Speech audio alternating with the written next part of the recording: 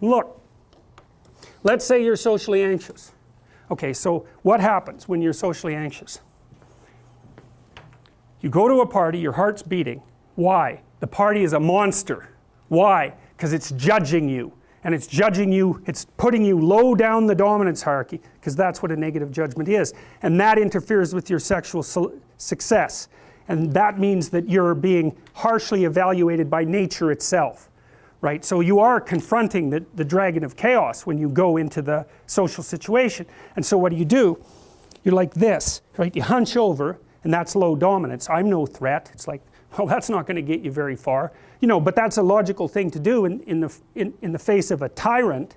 So I'm no threat. You know, you look at the king and you're dead. I'm no threat. I'm hunched over. And then what's happening internally? What are people thinking about me? What are people thinking about me? Am I looking stupid? Am I looking foolish? Geez, I'm awkward. I hate being here. Man, I'm sweating too much. It's all internalized, right? It's all self-focused.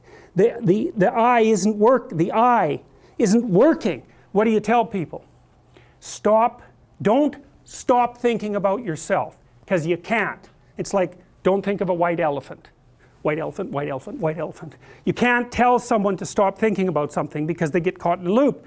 What you do with socially anxious people is you say, look at other people. Look at them, right? Why? Because if you look at them, you can tell what they're thinking. And then unless you're terribly socialized, and some people are. Some people have no social skills, and so the reason they can't go to a party is because they don't even know how to introduce themselves. Like no one ever taught them how to behave. And so they're really good candidates for behavior therapy, because you walk them through the process of how you actually manifest the procedures that are associated with social acceptability. But most people aren't like that. They have the ability. So if they're really introverted and high in neuroticism, they can usually talk quite well to someone one-on-one. Why? Because they look at them. Well, if I look at you, it's another thing to do if you're ever speaking to a group of people. Never speak to the group of people. That doesn't exist. You talk to individuals, and then they reflect for you the entire group, because they're all entrained. So you look at one person, they broadcast to you what everyone's thinking, and you know how to talk to one person. So it's easy. So as soon as you focus on the person, not you, you push your attention outward, use your eye, you push your attention outward, and you start watching. Well, then all your automatic mechanisms kick in, and you stop being awkward. Because if we're talking, and I'm looking here, I don't know what you're going to do next, and I'm going to put disjunctions into they're like bad chords in the melody of our conversation. And the reason is I'm not paying attention.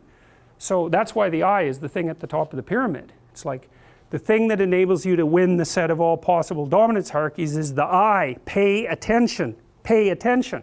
That's the critical issue. That's why the Egyptians worshipped Horus. That's why Horus was the thing that rescued Osiris from the depths. It's the capacity to pay attention. What do you pay attention to most? What your right hemisphere signals as anomalous. It attracts your attention. It's like, this isn't going quite right. I'm not looking at that. Wrong. That's what you look at. That's what you look at. What's not going right. Because that's the terrible monster that might eat you, but it's also the place you get all the information. So that's why it's useful to have discussions with your enemies, because they will tell you things you do not know. And that's such a great thing, because if you don't know them, well, you're not very smart, are you? You know, there may be a time when you go somewhere that's the thing you need to know. And maybe your enemy will tell you why you're such a fool, you know, and a bunch of other things that aren't true too. But even one thing that's accurate, it's like, yeah, thanks very much, man, maybe I'll do some work on that, and I won't have to carry that forward. So, and then that's part of the reason, again, why the terrible predator, it's always the terrible predator that has the gold. It's like, it's the person who delivers the message you do not want to hear. So it's rough, but it doesn't matter. Life is rough.